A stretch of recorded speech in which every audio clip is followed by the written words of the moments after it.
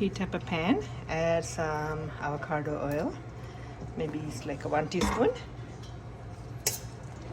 Once it's hot, add your cauliflower to it.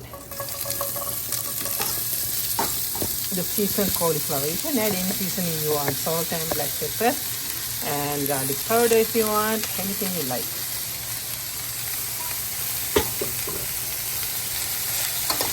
Mix it well.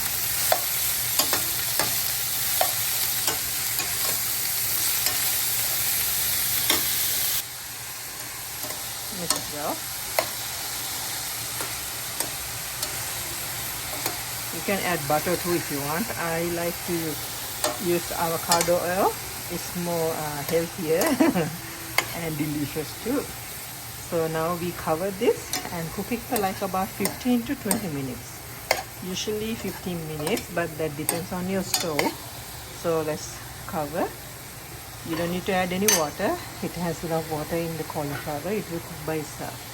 So for like about 15 minutes. It's been 15 minutes. It's ready.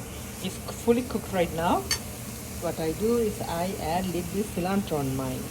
I like some cilantro on my cauliflower rice. And it's ready to eat. You can add salt and pepper if as needed. I already put some and it's enough for me. Taste it.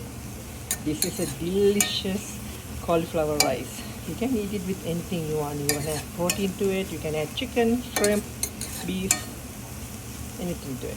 It's delicious. This is ready.